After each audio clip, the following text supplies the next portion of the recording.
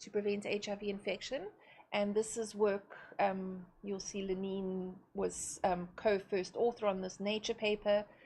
We looked at the juxtaposition of inflammation in women who became infected and were using tenofovir versus those who stayed negative. And what this analysis from Lenine and Lyle showed was that genital inflammation undermined the protective effects of tenofovir.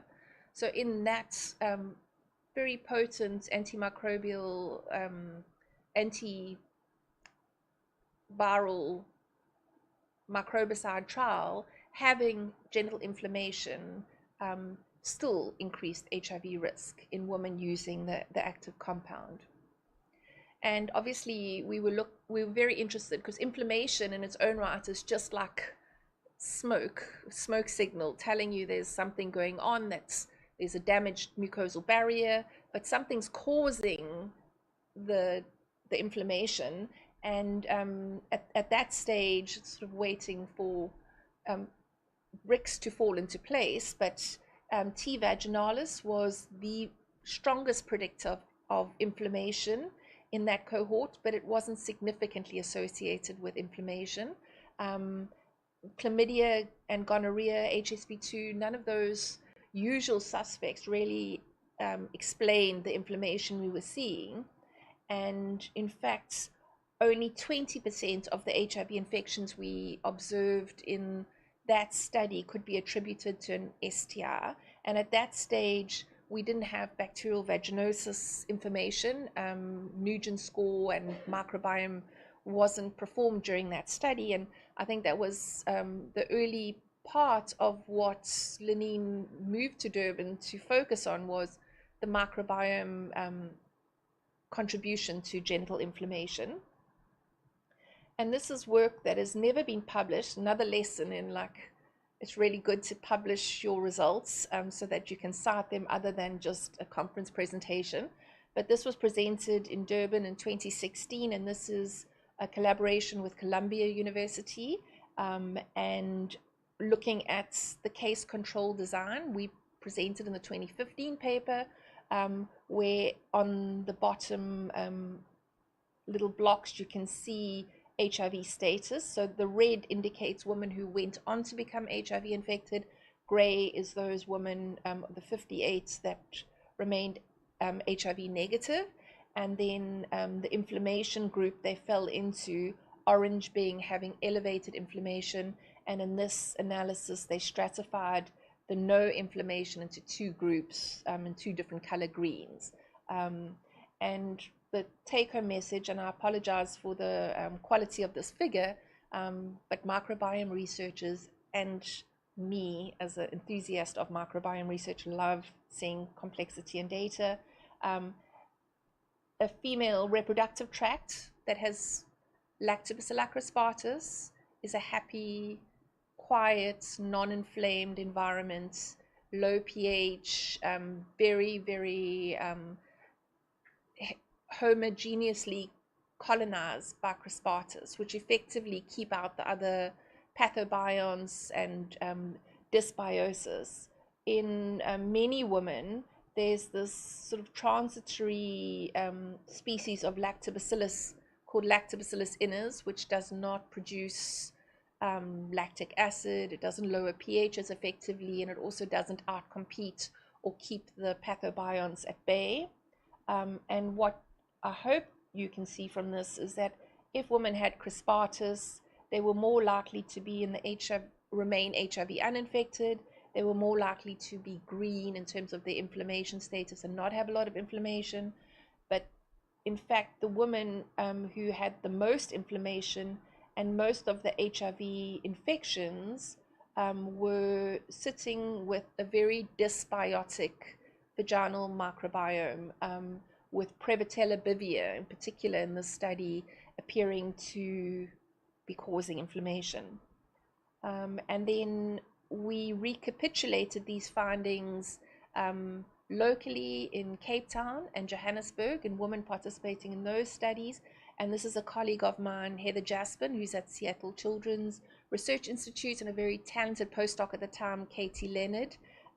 who is a bioinformatician, and essentially having Prevotella bivia and inflammation was not unique to women in KwaZulu-Natal. It was a phenotype we could identify in women living in Cape Town and in Johannesburg.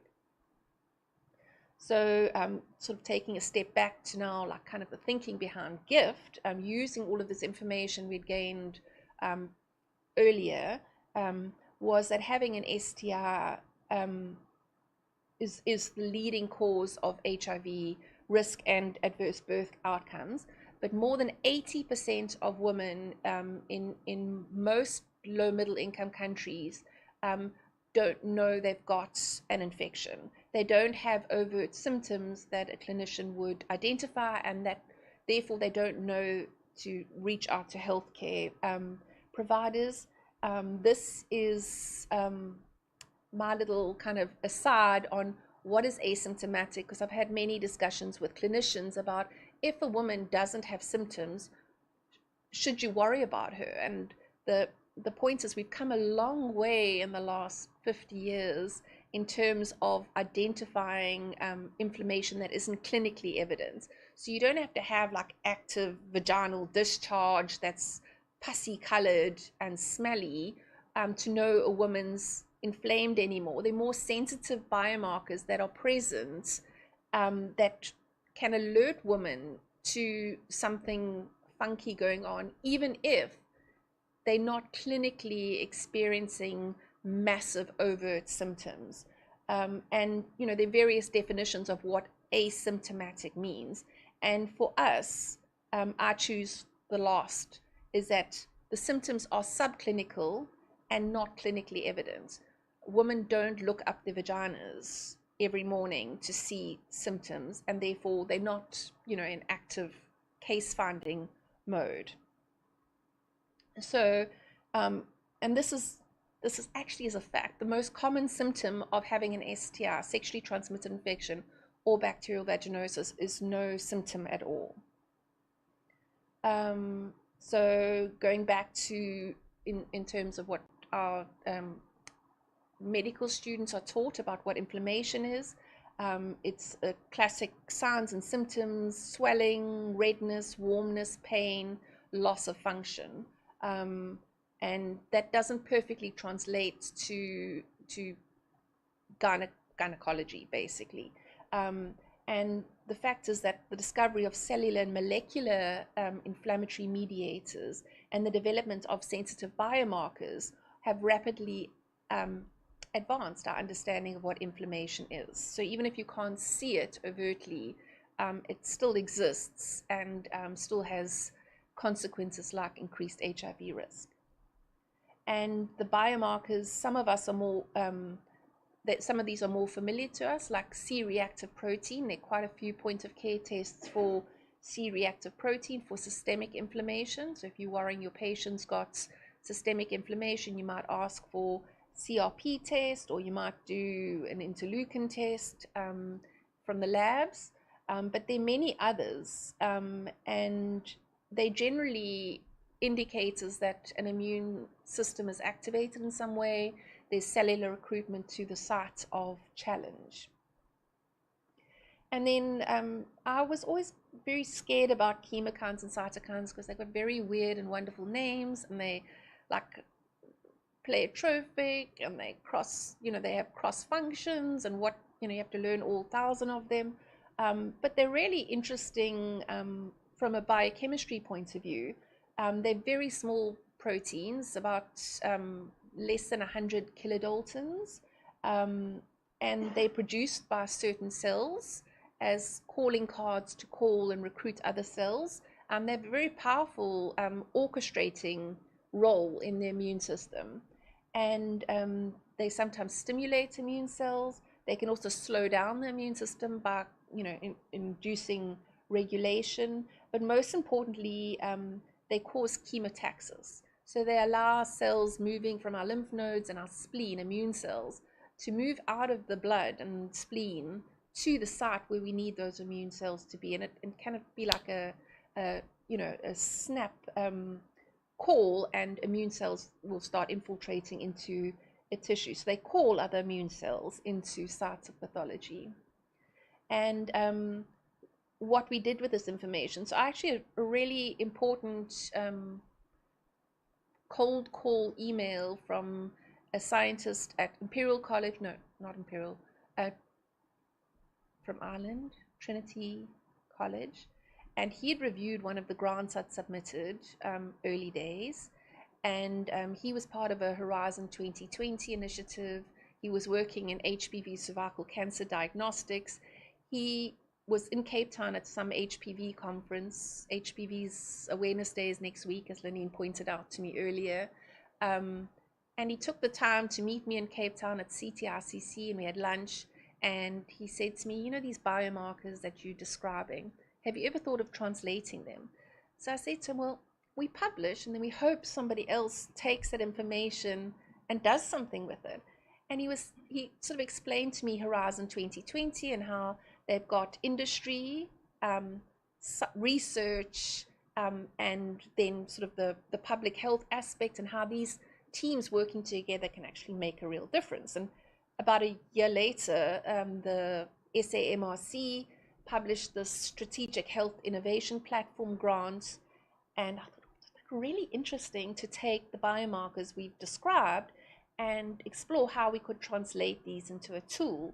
Because he pointed out, actually, sometimes, you know, industry's not watching, or all of these discoveries that we're working so hard hoping somebody takes forward don't make it.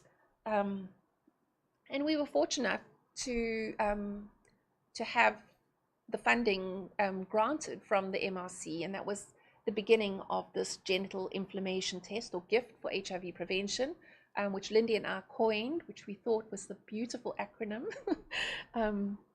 And we've gone with it. And the way this was pitched to the MRC and the grant, and how we talk about how the genital tract inflammation test sits in the pipeline, it's a triage test. So it's a screening tool to allow women or healthcare providers to decide from a big pool of women coming into a family planning clinic, hypothetically, who gets a diagnostic for chlamydia or gonorrhea, who needs one, and sort of in that way link them up to the near point of care gene experts and other platforms that exist. STI tests are very expensive, and governments like South Africa can't afford to offer routine screening for an STI. So who decides who gets access or who doesn't? And currently nobody gets access unless you've got like symptoms that a clinician would see, and then you don't get the test. You just get presumptively treated with a cocktail of antibiotics that cover the likely suspects.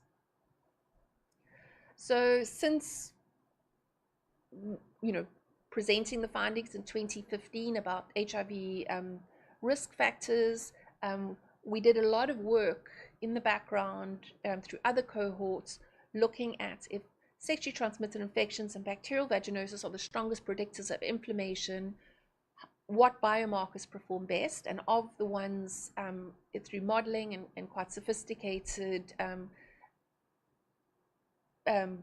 bioinformatic approaches, IL-1 alpha, IL-1 beta, and RP10 together, the combination of those three cytokines, correctly classified 80% of women with inflammation associated with an STI and BV.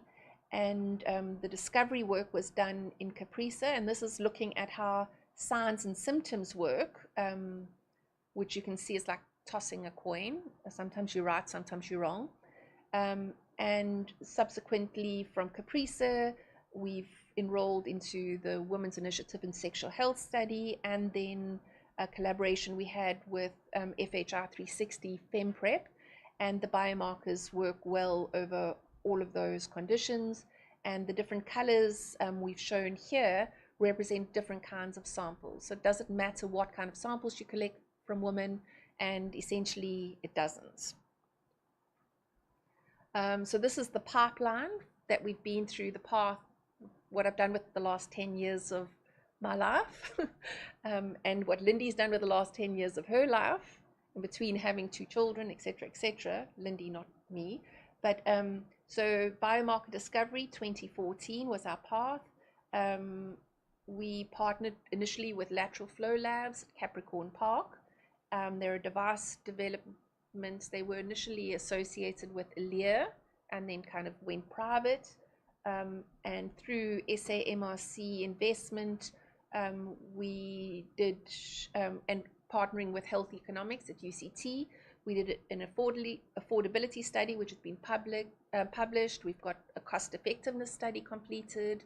And these are all tools that we have to put in place when we negotiate with key stakeholders who are going to buy the test eventually and convince government to introduce this as a new approach for reproductive health.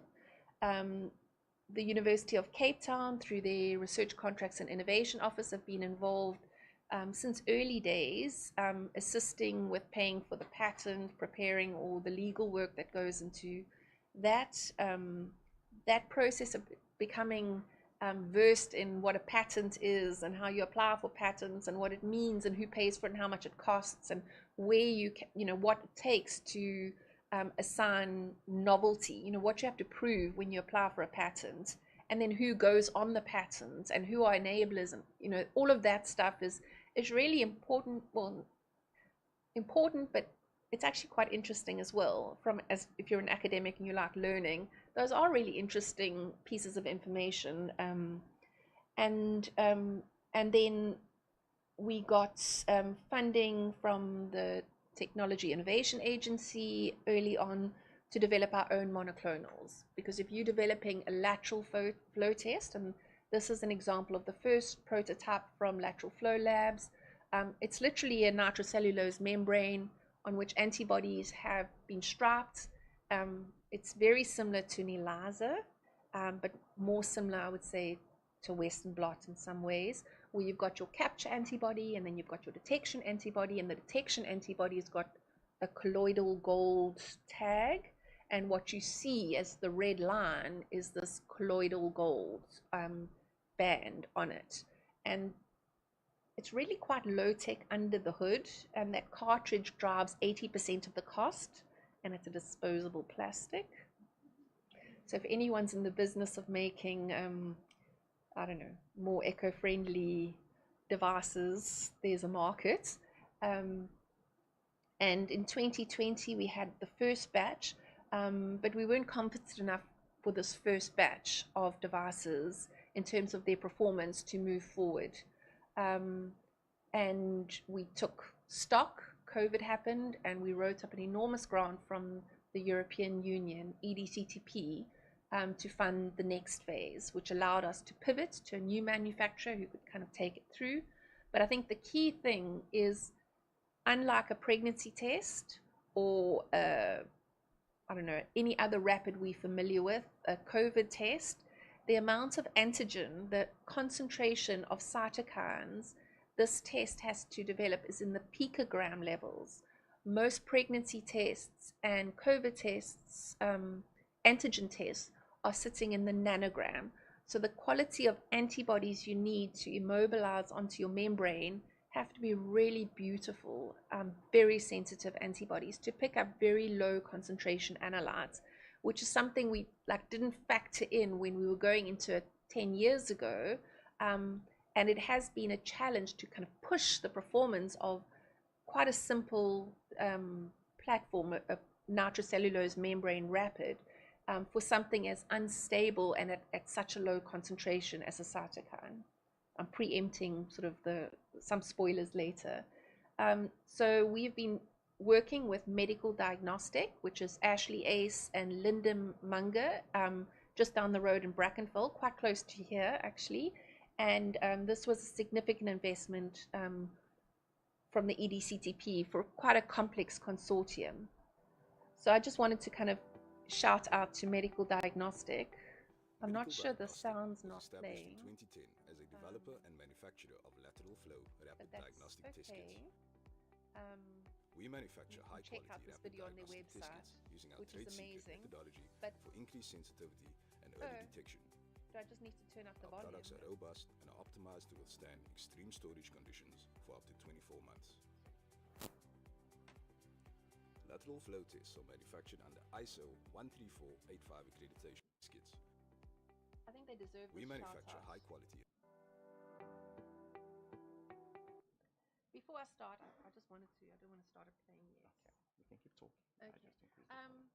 So we reached out to them. They're a private company. They're a commercial enterprise, and they've welcomed people from our lab, our students and postdocs, to go to Meditech to work on the device in their facilities. A lot of just know-how and goodwill, and that's public-private partnership, academic industry partnership. So if you find the right people, I think we've taught them some stuff too. But I just wanted to give Lyndon in particular has been our go-to person on this, and Daryl Ace. So Daryl Ace is Ashley's brother. The whole family works there, and that's another strategic. If you want to start a good company, get family involved. They'll look out for you. Medical Diagnostic was established in 2010 as a developer and manufacturer of lateral flow rapid diagnostic test kits. We manufacture high-quality rapid diagnostic test kits using our trade secret methodology for increased sensitivity and early detection. Our products are robust and are optimized to withstand extreme storage conditions for up to 24 months. Lateral flow tests are manufactured under ISO 13485 accreditation and includes tests for alcohol consumption, drugs of abuse, HIV, malaria, pregnancy, and fertility and ovulation. We also offer contract manufacturing and development services for new innovative lateral flow components and test kits. Our team of experienced R&D scientists work alongside customers through each stage of development. We provide regular updates, advice, and joint troubleshooting strategies throughout the development process. The intention is to provide services in molecular genetics, development, validation, and manufacturing of real-time PCR-based probe melting assays and point-of-care molecular tests for mutation detection and pathogen testing. Our lab is equipped with a real-time PCR cycler with 5 fluid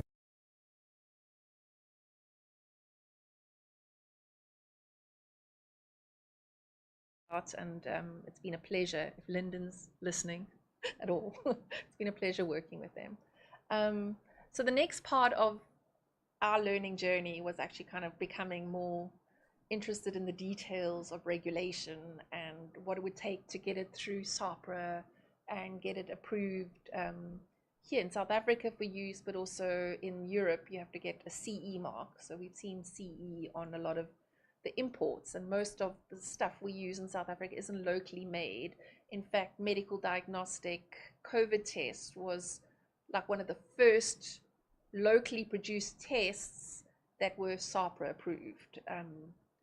And you know, if you're going through what's in a test, there's a lot of legislation from the WHO, a lot of ISO guidelines you have to read through about what is a kit. Lenine will be very interested in this. If you're going to SAPRA or you're going to register a device, depending on like what kind of like level of effort they put into, or what kind of stringency they put in the evaluation, you've got to look at what components are in your test. So we have a flocked swab, which we purchase from another supplier. The flocked swab comes in contact with the vaginal epithelia. Therefore, that's quite an invasive procedure. Even though it's not going into the mucosa, it could cause mucosal damage. So it's a Class A invasive device, even though it's not our device. Even though our device is this little plastic thing at the end, which is a non-invasive device. And then the other thing SAPRA take into account is like, if our test gets it wrong, what are the implications to the patient? In the case using HIV as an example, if an HIV test gets it wrong, the implications ethically and medically and legally for the patient are enormous. So the kind of stringency for an HIV test is very high. you know, if you're going to be treating a patient with an antibiotic, you want to know that the results of your test are accurate, reliable, etc.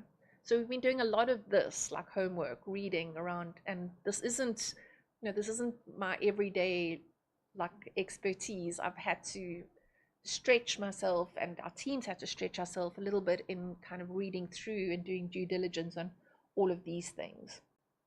And then this is a little bit of a spoiler because I don't have actual results to show you from the field study we've just finished, but this is the RP10 device that we're very proud of because this is quite a tricky cytokine. It's quite a powerful cytokine. It's been linked with HIV risk as the strongest biomarker of HIV risk. STIs aside, if you're looking at something that shouldn't be elevated in the vagina of a woman, it's RP10. And this is one of the Meditech devices. And the control line just shows you that the test is working and that you can trust the results of the rest of the test. And then this is the band for RP10. So you remember there's a capture antibody on the bottom and the detection antibody on the top with the colloidal gold stain. And this is the dilution series in picograms per mil. So you note that at lower, so this is picking up to 250. There's a faint little band at 125, but this result shows us that potentially the test is semi-quantitative and that the intensity of the band varies by how much cytokine is there. And it also shows that it's getting down to about 250 picograms reliably. And if we use an automated reader, which is this is an image from the automated reader we used, we can start seeing bands at about 125 picograms per mil. And then just in terms of the competitor analysis, currently GIFT is sitting at about 70 to 80% accuracy, but at just less than 100 Rand in cost, including the antibodies. And this is a lot cheaper, a lot more expensive than syndromic management, but a lot more accurate. And then at the other spectrum, we get the more expensive tests, which exist in a lot of the NHLS labs, a lot of the private pathology labs, and near point of care, which is Gene Expert, which is more expensive and more accurate. And just to remind you that the genital inflammation test is intended as a triage test to indicate who gets access to these more expensive diagnostics. And this is the funding application we were successful in, and it's just coming to an end soon. It was an enormous collaboration between 9 institutions spanning South Africa, Madagascar, Zimbabwe, Australia, the Netherlands, Japan. Who else do we have in the mix there? It was a really interesting and powerful enterprise, and with all EDCTP grants, they come in work packages. So the University of Cape Town was a primary recipient of the award and did all the subcontracting. Lindy Masson immigrated not so recently to the Burnett Institute in Australia, in Melbourne. So she led the device manufacture, which was done locally in South Africa with medical diagnostic, and her teams of postdocs and PhDs are still studying at the University of Cape Town. Institute Pasteur took the lead on the clinical study, and that was Tanya Crucitti, with 3 clinical trial sites in Africa. We had a really impressive work package on how to integrate the device into practice. So it was kind of like visionary by Susanna Francis, who's now at IRV, who was at that stage at the London School of Hygiene and Tropical Medicine, who led that part of the work. But that was like speaking to women and nurses about their experiences with the device, like user experience, discrete choice experiments, health economics, machine learning for the algorithm, so how this device will eventually fit into an algorithm. And another activity was a Delphi questionnaire, so like engaging with stakeholders and building consensus about how you, so these are all like new tools that we wouldn't have known about if we didn't have these collaborations with colleagues. And then the University of Cape Town Research Contracts and Innovation has been leading the pre-commercialization piece. It's like how we take all this information and we kind of put it into the next steps, and we get ready for registration of the device and going into that pre-commercial space to see, you know, how stakeholders engage with it. This is a summary of the full process we have been on. It's a lot of detail to unpack. It is on our website, but essentially we start in work package 2 with making the device with medical diagnostic, screening close to 1,000 different antibody combinations, like capture. So not all antibodies play nicely together. They've got to recognize distinct parts of the antigen you're trying to, you know, so you've got to like almost do a cross board of every antibody combination for all 3 biomarkers. Once the devices were manufactured under ISO conditions, they went to the clinical trial sites. Stability testing of the devices continued during that time, and improvements. And then this trial ended December 23, and in parallel, all of the how we're going to integrate the device activities took place. And then we've been drafting a pre-commercialization plan and moving forward with the protocol with SAPRA for testing the final device in its final iteration. So I hate showing very busy pictures like this, but my apologies. This is just the, you know, high level view of the activities that we completed. This is key milestones. So we finished the first device. So we got the funding in July 2021. A year later, we had the devices finalized, and that was predominantly Meditech and the University of Cape Town, with Lindy Masson at Burnett and David Anderson, who's her mentor at Burnett. And then we completed the clinical studies. They started enrolling in July as soon as the devices were ready, and we enrolled a total of 675 women across the 3 sites. And this was done led by the Madagascar team, and enrollment was closed in December 23. Data cleaning took quite a while. It's quite a complicated study with a lot of endpoints.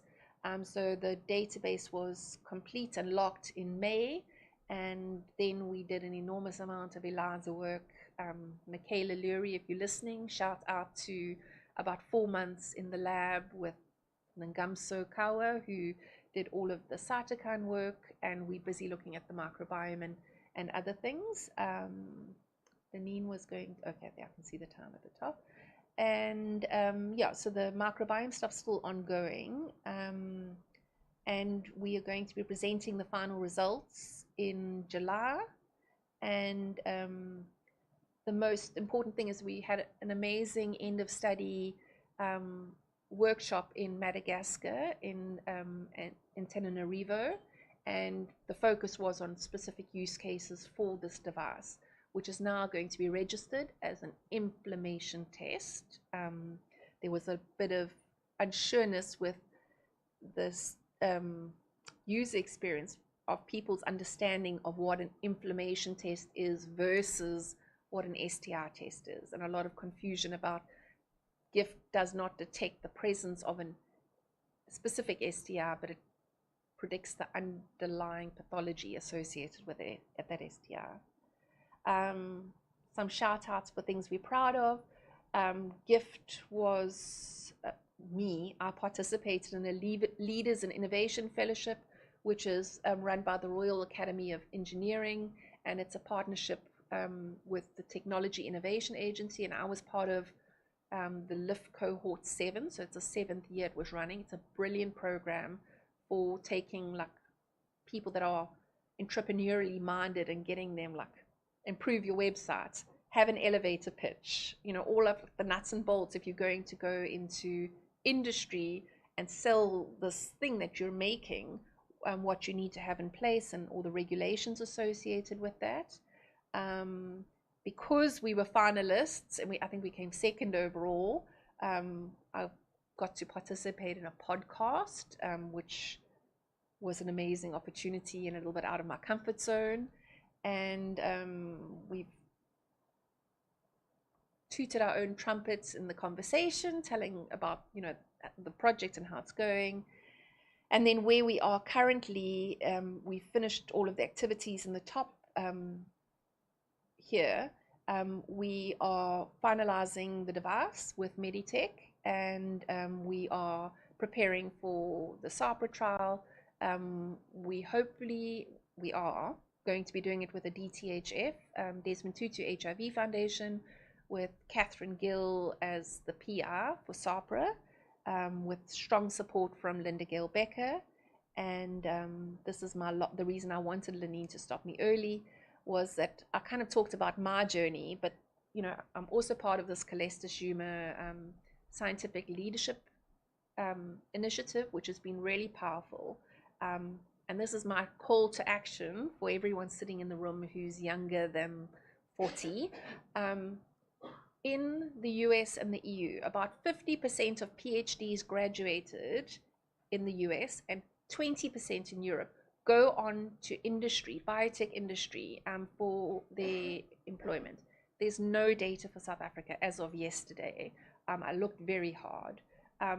I know a lot of PhD scientists, especially before they graduate, are concerned about their career opportunities in South Africa. They've spent all of this energy and effort. They've got this amazing brain capacity for science. There's only academia in South Africa. There's a really, really sparse biotech industry. If I could do it in my mid-40s, you guys are like going to be flying. And it's a really like important part of you've got all the skills and the tools, and I don't think we recognize that. We're not trained that way. We train quite academically. We import 80% of our pharmaceuticals, which means we are very vulnerable to supply chain demands, which COVID taught us a real lesson in.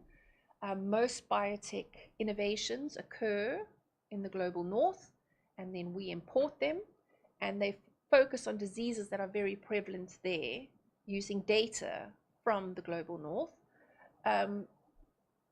Biotechnology, more commitment to biotechnology, can drive industrialization and create high-value jobs in research. So each of you, if you kind of set up biotech or get biotech skilled, you can employ scientists and create a source of, to keep people in South Africa, because South Africa produces above its weight in PhDs. We really do well in producing PhDs, but a reality is that a lot of the PhDs don't see a future for themselves in South Africa, and they'll head elsewhere where there are opportunities.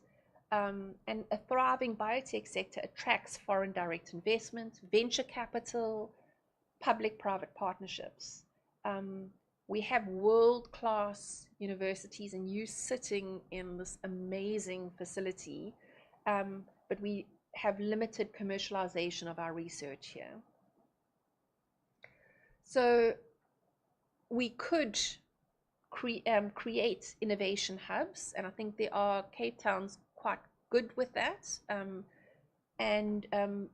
Most talented scientists leave, and having this thriving alternative work opportunity in South Africa would retain talent.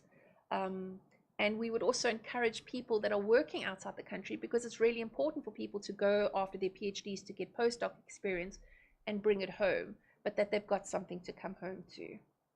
And with that, I'm going to, those are my pearls of wisdom. It's never too late. And I just wanted to thank a really large team from many different countries and places in Africa for what I presented today. So thank you very much.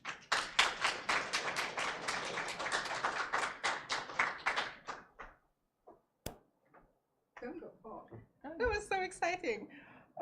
One of the reasons we had to have Jo-Ann here today was to describe this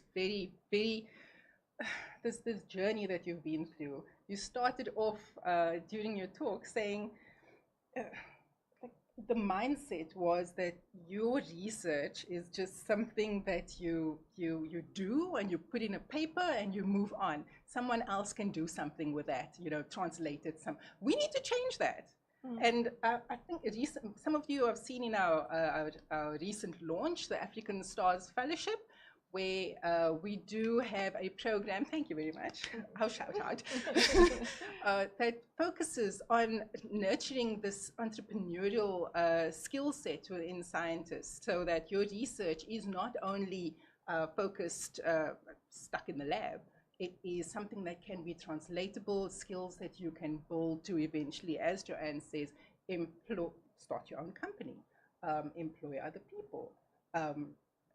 Medtech, diagnostic, Ashley Ace and Lyndon Munger, if you're on the call, they were I met them. They were with me in undergrad. So this is real life experiences here, right? I mean, if Jo-Ann can do it, if they can do it, we can do it as well, right? It's just a mindset change of your research just belongs in the lab. No, we are here in the business of helping people. Sorry, that was just me. The floor is open for questions and comments online and within the room. We do have a roving mic, so if anybody would like to ask a question, please do just raise your hand or pop a question online in the Q&A section. I think we have a question at the back. Oh, I thought you did. Okay, can I kick off the questions, please? I'm very excited about this. Excuse me, I'm taking host prerogative here. So this mindset change I mentioned now, when you gave a whole very detailed description of the project from the beginning all the way to product. What would you say would be the key messages for, let's say, a master's student or honors student now? To be preparing themselves for, to eventually get to a position where they can sell or market an innovative project that they've designed. What sort of skill sets can we be developing now for that future happenstance? So just using the Leaders in Innovation Fellowship experience, I think key shifts in thinking, so around like the impact of your research, what it could translate into, and there are tools and mechanisms in how we think about stuff. So a PhD student should be encouraged to have like a impact reflection, which they do in their PhDs, but also like how this could be translated. What are like the next steps? And I think from our side, we had biomarkers, and then the next step was the technology platform that we would put this on, and some of those considerations. There's enormous value in speaking to the right people, which we do naturally as scientists. We consult with people, and people are generally quite generous with their advice. So get recommendations from who you should speak to as you start the journey. But it's not a different world, is the message. And there are a lot of online resources as well in preparing for innovation and entrepreneurship that you could easily self-learn. But it's a shift in mindset in like speaking a language that's not academic science, but more targeted at investors and the innovation pitch, and what information they would need in the innovation pitch is really key. So basically the whole year of Leaders in Innovation we spent on the innovation, like the 1 minute pitch. And that 1 minute pitch is so powerful for a scientist, because if you're at a conference, to talk about what you do in 1 minute to get what you want out of that transaction with this person, even if it's a talking transaction, is really powerful. So yeah.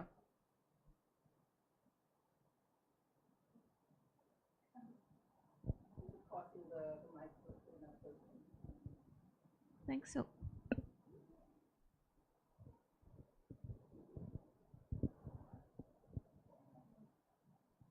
oh, hi. Oh, okay. So thanks very much. I really enjoyed that. So you've made it look very easy, though. So my question is, what was the most difficult part of this process, in your opinion? So I made it sound easy because I'm sitting at the sort of the more management. So I can talk about what was challenging and sort of keeping, the collaborations going and what, potential roadblocks were. But, in terms of executing it at the ground, I think in every work package, actually making a device, being able to detect an antigen in the picograms has really pushed the envelope on, and we couldn't get it right with our first manufacturing partner. We then had a second manufacturing partner to get there. So the technology in that was like a real challenge, and it was achieved, and at great reward because we have a first working prototype, and getting others to buy into the thinking, because it's shifting the narrative for clinical practice on an inflammation test for a condition most people don't know they have, and then if they get the information, what do you do about it? So some of the thinking around that, the more epidemiological and human-centered pieces around that were quite challenging, and I don't think we've got the answer to that yet, because it's crafting in the message, like what the information the test gives you is telling you and what you can do about it, like what clinical action it will take from a clinician. So I think, engaging with clinicians and key stakeholders like early on, because most of us feel we'll only be able to have the confidence to present something to people later on in the journey, and actually just having that early insight and speak to people early on in your journey before you have a complete product. So you don't, and another example is, don't go to the Department of Health with a device that you've made because you think they need it, but go to them early and say, well, like, what kind of device would make a difference, or what can we be doing? So it's like shifting when you speak to people, which I think is like counter how we trained as scientists in a way, because there's like, you only put a paper out there when it's published and it's all the kinks are sort of ironed out. So it's a little bit of like, like trusting people and speaking to the right people early on and having different conversations with them. Don't go to your, end user and say, this is what I've made for you, but go to them and say, like, early on in the process, say, we're thinking of doing this thing. What do you think? How can we make it adapted? So we have time, but squeezing in this one more question. There's a question online asking, for anyone seeking to translate research to a product, would you recommend seeking startup funding from traditional funders, go directly to industry partners, or perhaps a combination? Where do we get our money from? So that's a good question, and it depends on the innovation, on who you develop partnerships with. I would say all of the above. I don't think there's like you need to find the right partner and you need to convince them that this is an investment worth making. There are these boot camps for training entrepreneurs to speak to investors. And they kind of do help training. I've never actually stood in front of investors and pitched this to investors. We've always done the grant funding, and if I'm probably not the person who's going to stick with this because I'm like getting a bit long in the tooth. But if this goes into manufacture and commercialization, what those conversations are. I'm told that something like GIFT, which is everything we do is very pro-poor, low resource setting. Governments are going to be our end user. We're not going to become, we're not looking to make $1 million out of this. And that is counter what investors want to hear. So sometimes, yeah, so ours is a social innovation. There's even these buckets of what kind of innovation it is. It's a social innovation which will have social impact, and therefore an angel investor, which is kind of a philanthropist who thinks it's a really good idea and can have the impact you want, would be your go-to. I hope I haven't shot us in the foot there, if anyone from the UCT team's speaking, but I'm quite open about that. Yeah, so it depends on what the intention is and you know, who you go to.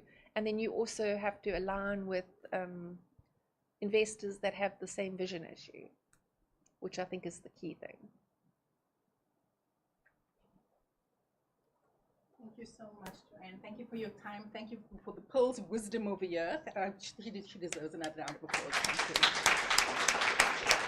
you. We've heard how important communication is, forming good networks, trusting the people that you're working with, being able to find funding partners as well, great skill. And I hope that we've brought into the importance of this mindset shift, mindset shift from your research just belongs here. It doesn't. We can grow, we can work together to get what we have in our minds and on our benchtop outside and helping more people. Okay. Thank you very much for joining us today. I need to just remind people for CPD Points in the room, please do sign our register outside. In the next couple of minutes, we'll have a networking section outside over food and something to drink. And we look forward to seeing you at our next series seminar series in March. Take care, everybody.